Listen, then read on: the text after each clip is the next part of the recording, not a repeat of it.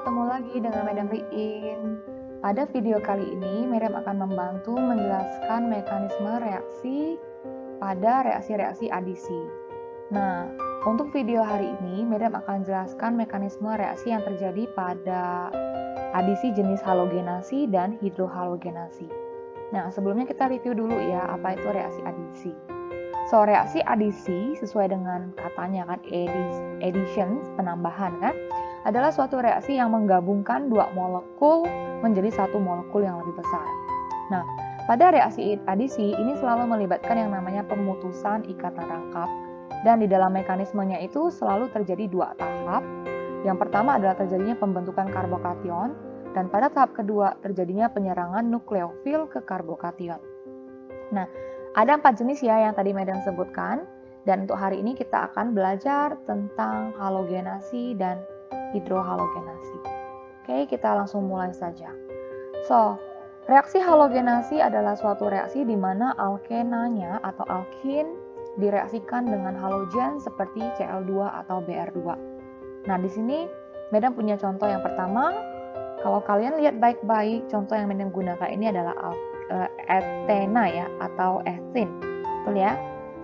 Ethin atau Indonesianya berarti ya ethena. Oke. Nah, sekarang ethenanya ini mau direaksikan dengan Cl2. Apakah produk yang dihasilkan?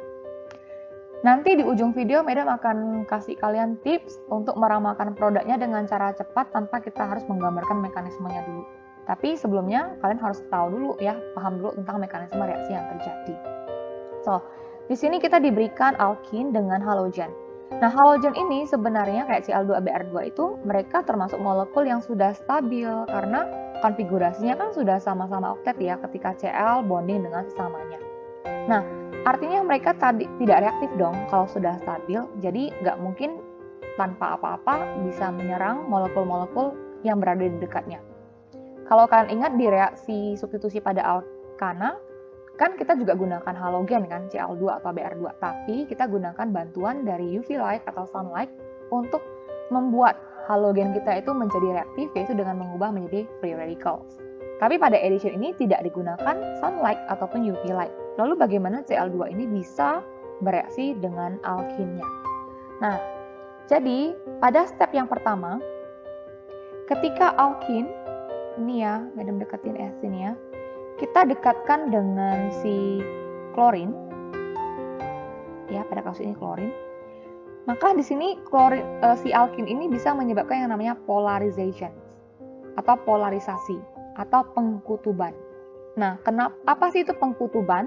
Jadi pengkutuban itu adalah membuat suatu bond yang awalnya tidak ada kutub, neutral charge, itu menjadi ada yang bermuatan sedikit positif, ada yang bermuatan sedikit negatif. Nah, kenapa bisa terjadi? Jadi pada alkin yang kita tahu dia punya double bond kan. Nah, pada ikatan rangkap ini tuh kaya akan elektron loh, rich of electron, kaya elektron. Dibanding yang single bond pada Cl dong. Nah, kok bisa? Iya dong, karena gini, di ikatan rangkap coba lihat, ada berapa bond? Ada 4 bond kan, dan kalau kalian masih ingat, satu bond ini isi 2 elektron ya. Kalau ada 2, berarti ada berapa elektron? 4 elektron, betul? Nah, kalau pada Cl2 kan ada 1 bond, berarti hanya mengandung 2 elektron. Berarti kalau dari segi jumlah elektron, yang lebih kaya pasti dari alkin, ya nggak, dibanding dengan Cl2. Oke? Nah, jadi ketika alkin ini berada di dekat si klorin, maka dia bisa membuat polarisasi di molekul klorin. Jadi polarisasi itu apa sih? Polarisasi itu menyebabkan klorin ini yang awalnya netral, penyebaran elektronnya merata. Jadi kalau misalkan Madam tuliskan posisi elektronnya tuh kurang lebih seperti ini ya. Jadi kayak elektronnya tuh berada di tengah-tengah.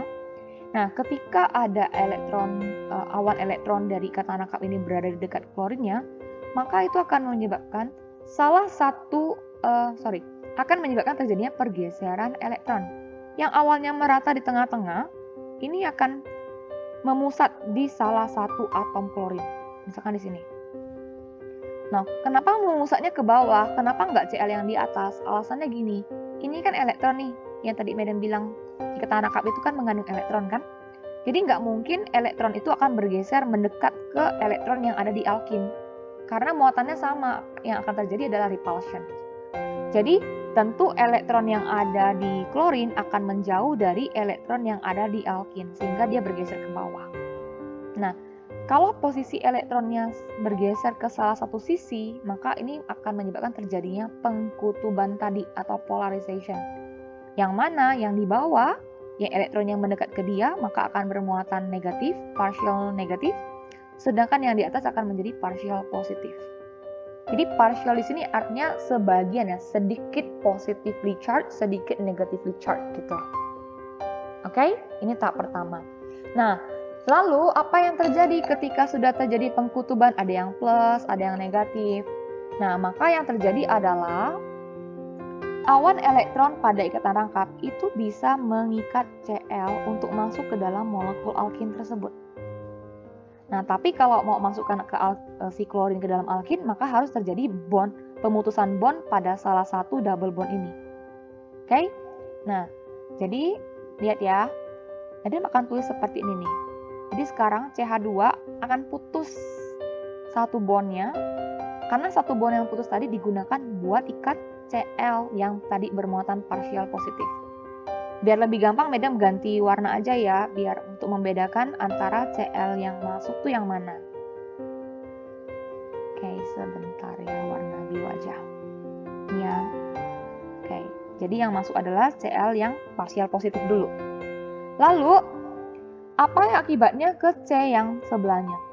Karena elektronnya diambil oleh salah satu C, kan ini ada 2 elektron nih. Kalau C yang kiri yang mengikat Cl biru, berarti kan C yang di kiri harus punya elektron lebih dong untuk mengikat Cl. Sedangkan kan dia cuma punya 1 elektron. Jadi supaya dia bisa ikat Cl, maka C yang di kiri itu akan merebut elektron yang dari CH2 pasangannya itu. Nah, elektron CH2 dari pasangannya kan sudah direbut sama C yang di sebelah kiri. Maka dia akan bermuatan positif. Akibatnya apa? Di sini terbentuklah yang namanya karbokation kan? Yaitu positively charged of carbon atom. Nah, selain dihasilkan karbokation, jangan lupa di sini ketika Cl-nya udah diambil, Cl yang biru diambil sama si alkin, maka elektron yang di sini kan sisa tentu akan diambil oleh Cl yang bermuatan partial negatif tadi, menyebabkan Cl tersebut akan bermuat menjadi ion negatif karena dia kelebihan elektron. Nah, Cl yang bermuatan negatif ini kita sebut sebagai nukleofil atau nukleofilik. Oke, nukleofil yaitu negatively charged dari suatu spesies kan. Oke, sebentar ya, pindahin dulu. Nah, pada tahap kedua, apa yang terjadi? Nah, pada tahap kedua tadi dibilang apa? Tahap pertama kan pembentukan karbokation. Pada tahap kedua itu adalah terjadi penyerangan dari nukleofilik ke karbokationnya. Nah, bentar pindahin lagi ya, nggak cukup space-nya. Nah, jadi pada tahap ini Madam tulis ya, tahap pertama, first step-nya. Berarti second step, kita gambar ulang karbokation kita, CH2, CH2, terus ini Cl ya. Ini karbokationnya di sini. Nah, sekarang nukleofilnya atau nukleofiliknya yaitu Cl- akan datang menyerang. Jadi, Cl- nya ini kan dia bermuatan minus, right, negatively charged. Tentu dia akan suka dong sama sesuatu yang bermuatan positif karena sifatnya kan tarik-menarik ya. So, di sini dia akan menyerang karbokation. Nih, akan masuk memberikan elektron yang berlebih tadi ke positively charged ini. Sehingga akan terbentuk produk CH2, yang kiri masuk yang biru, yang kanan masuk yang hitam, Cl-nya. Maka inilah produk dari reaksi ini. Jadi kita bisa tuliskan, oh produknya adalah CH2, single bond CH2, masing-masing C double bond dapat Cl. Gitu ya. Nah, ini kebetulan contoh yang dikasih itu adalah symmetrical alkene, di mana masing-masing C double bond kan mengikat jenis atom yang sama-sama ikat 2 buah hidrogen. Nah, bagaimana kalau misalkan alkene yang diberikan itu seperti ini nih, unsymmetrical. Kalau kalian lihat baik-baik, lihat fokus ke C double bondnya ya. C double bond yang di sebelah kiri itu mengikat satu CH3 kan. Sedangkan C double bond yang sebelah kanan itu mengikat dua buah hidrogen, berarti tidak simetrikal. Nah, apa produk yang dihasilkan? Apakah bebas Br2-nya masuk kemana saja? Nah, nanti kita akan lihat prosesnya seperti apa. Jadi langkah pertama, kita akan gambar ulang dulu step satunya ya, itu pembentukan karbokation. Kita akan gambar ulang molekulnya CH3, CH double bond CH2, lalu kita akan dekatkan dengan Br-nya.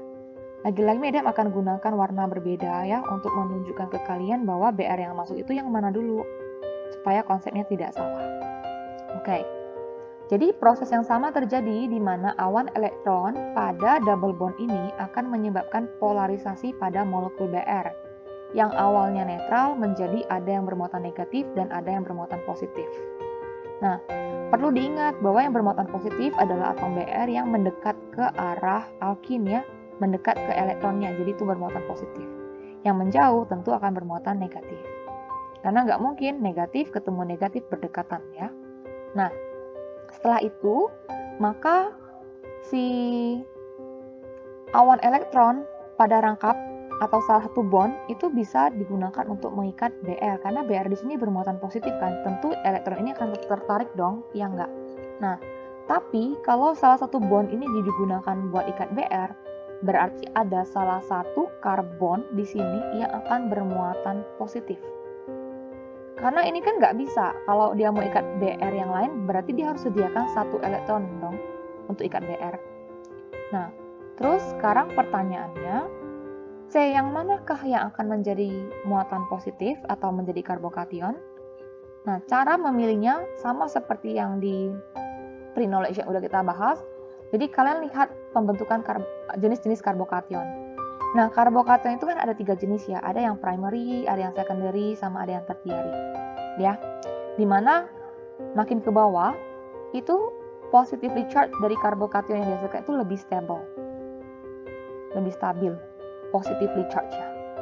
Artinya, sekarang untuk menentukan di mana yang akan jadi positif, kalian analisa dulu jenis karbon double bond kalian. Di CH, ini kan dia mengikat 2 C lain kan, maka dia statusnya adalah secondary carbon.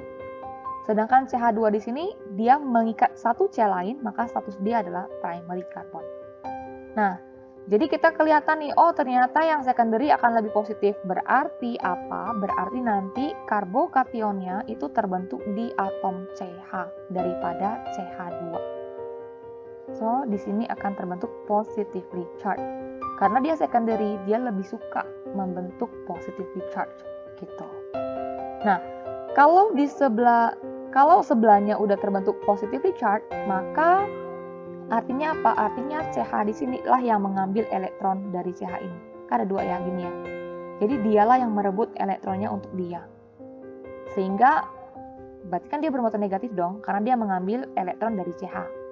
Nah, ketika dia bermuatan negatif, maka dia mampu atau bisa untuk mengikat si atom Br tadi.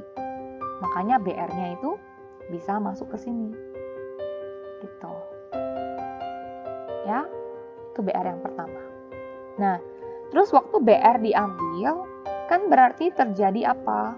Terjadi ini dong, heterolytic fission ya, pemutusan secara heterolitik, di mana elektron pada Br biru yang ditinggalkan akan diambil oleh Br, menyebabkan Br yang merah itu akan bermuatan negatif. Ya, karena dia kelebihan elektron sekarang. Oke, ini tahap pertama. Jadi tahap pertama selalu terbentuk karbokation dan nukleofil atau nukleofilik. Oke, nah sudah, baru kita akan lanjut ke tahap yang kedua, yaitu tahap penyerangan nukleofil ke dalam karbokation. Jadi kita tinggal gambar ulang karbokation kita. Jadi tadi ini positively charged-nya di sini ya, pindahin ke bawah aja. Terus ini ikat Br. Nah, sekarang kita sediakan nukleofil kita dekatin. Karena Br bermuatan negatif, sekali lagi dia pasti suka dong sama yang bermuatan positif. Dalam kasus ini adalah karbokation kita. Jadi Br itu akan menyerang ke karbokation. Perhatikan curly arrow-nya ya. Jadi panahnya itu nggak boleh terbalik, selalu dari yang negatif menuju ke yang positif. Oke, sehingga final produknya kita akan dapatin BR-nya sekarang dua-duanya sudah masuk. Nah, jadi kalau misalkan kalian tidak tahu mekanisme, seolah-olah emang ini gampang ya, kayak itu kok masing-masing BR, masing-masing C double bond dapat 1 BR kok gitu. Tapi kok kalian mengerti mekanismenya bahwa tidak sembarang BR yang bisa masuk, hanya BR yang dekat dengan alkin lah yang masuk duluan. Ya, ini penting ya mekanisme seperti ini, karena untuk reaksi adisi yang lain tuh caranya sama. Oke, so ini adalah produknya untuk halogenasi. Nah, secara general, Medan bisa buatkan rumus umum seperti ini. Jadi misalkan ini alkin, ya ketika direaksikan dengan halogen, kita simbolkan dengan X2, gini ya. Maka kalian bisa gunakan trik seperti ini. Double bond ini akan putus. Ketika putus kan menghasilkan 1 bond ya. Ya enggak? Nah, 1 bond ini juga kan setengah bond ya, setengah bond. Ini juga putus mendapatkan setengah bond dong, iya enggak? Masing-masing X dapat setengah bond. Nah, setengah bond ini akan bergabung dengan setengah bond yang di C masing-masing. Sehingga 2 halogennya bisa masuk. Oke? Ini pola untuk yang halogenation. Nah, kalau sudah paham halogenation, maka untuk yang hidrohalogenasi ya, maupun dengan hidrasi akan lebih mudah lagi untuk kalian pahami. Oke, so sekarang kita akan coba ke hidrohalogenasi.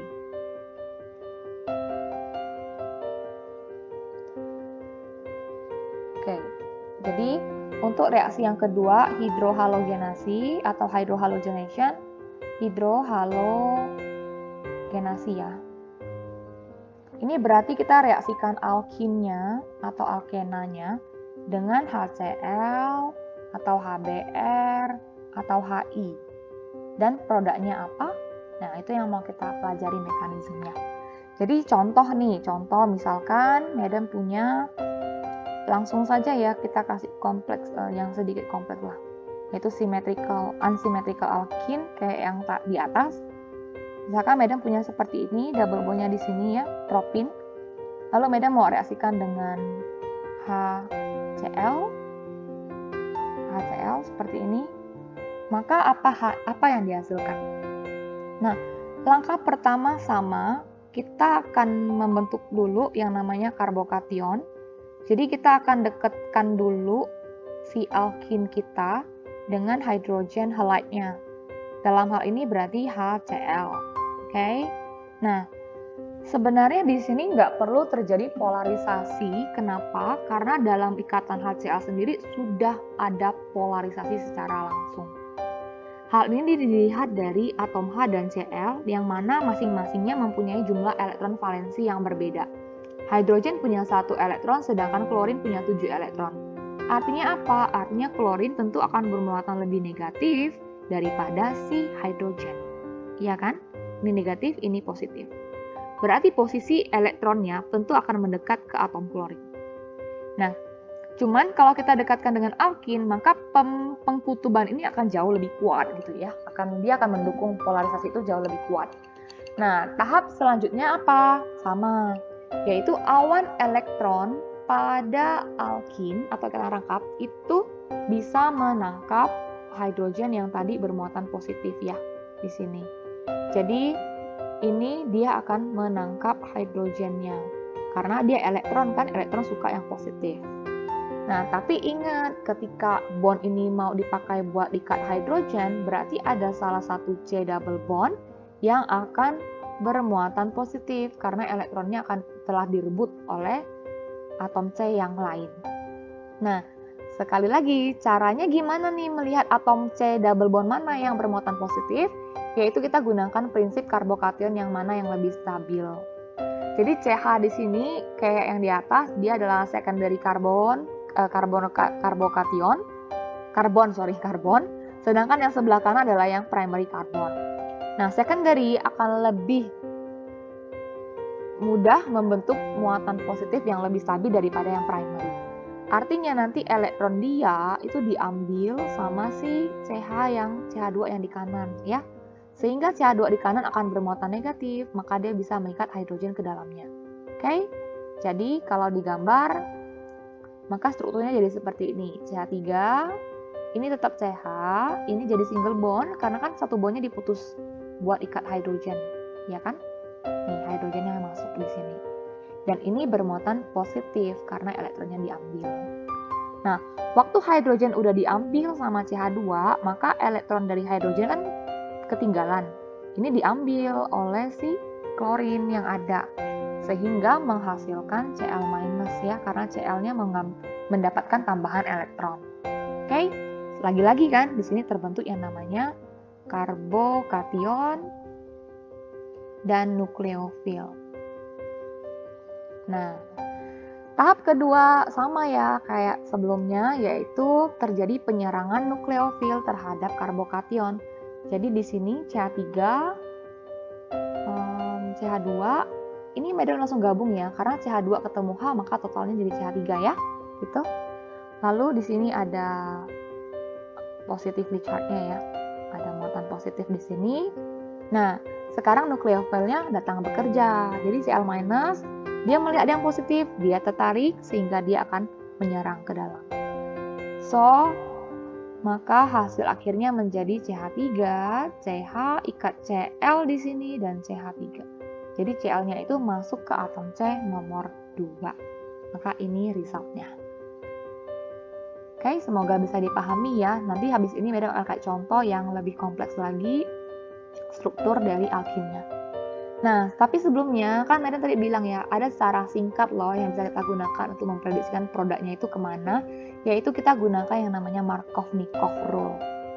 Jadi, Markov-Nikov ini adalah seorang ahli kimia ya dari Rusia, di mana dia bilang gini, atom hidrogen dari hydrogen halide ataupun dari air ya, itu akan pergi ke C double bond yang mengikat H lebih banyak.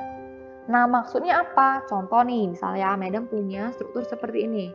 CH3, CH, CH2 ya. CH aja CH. CH, terus ini CH3 dan ini CH3. Lihat lebih kompleks daripada sebelumnya kan? Nah, sekarang kita mau reaksikan dengan HBr misalnya ya, HBr. Kan bondingnya gini nih. Nah, dengan menggunakan Markov-Nikov, kita bisa meramalkan ke arah mana nih produknya jadi apa.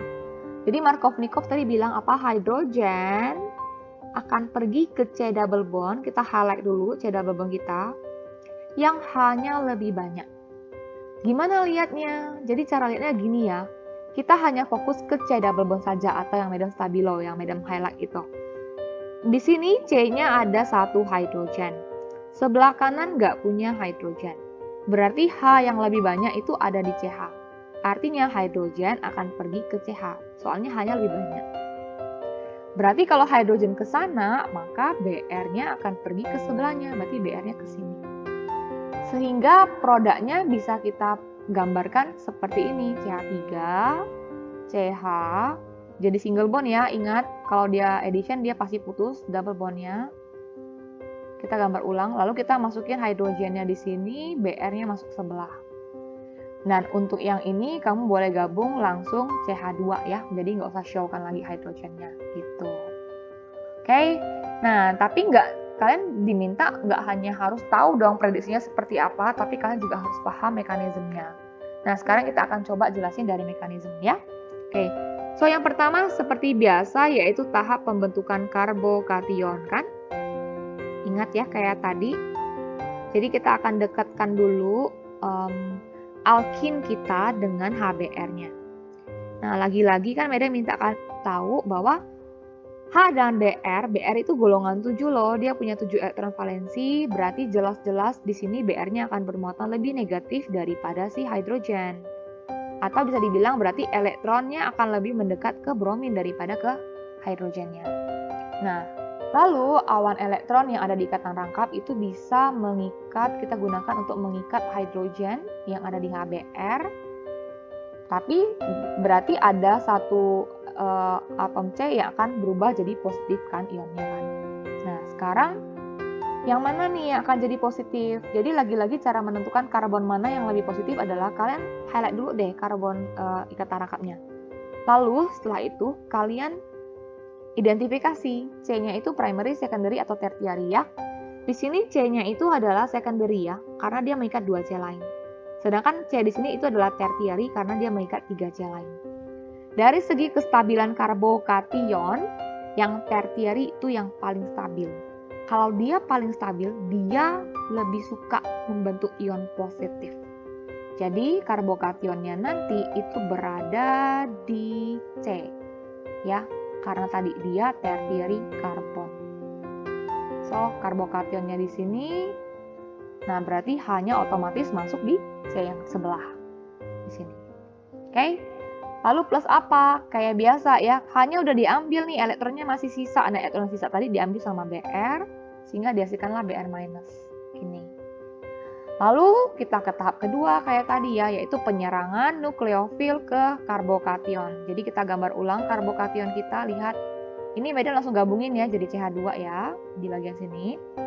Ini jadi C, CH3, CH3. Terus ada karbokationnya di sini kan, lalu kita datangkan Br kita.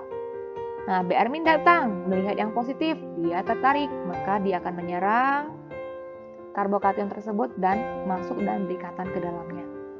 Nah, sehingga di sini kita dapatin produk C, CH3, CH3, dan Br-nya di sebelah sini. Oke, so inilah mekanisme yang ada pada hidrohalogenasi dan juga halogenasi itu sendiri. Oke, semoga bisa membantu kalian untuk memahami mekanismenya dengan baik, jadi tidak hanya mengerti prediksinya bagaimana, tapi juga mengerti konsep cara kerjanya seperti apa. Okay, so thank you for attention. See you on the next video. Bye-bye semuanya.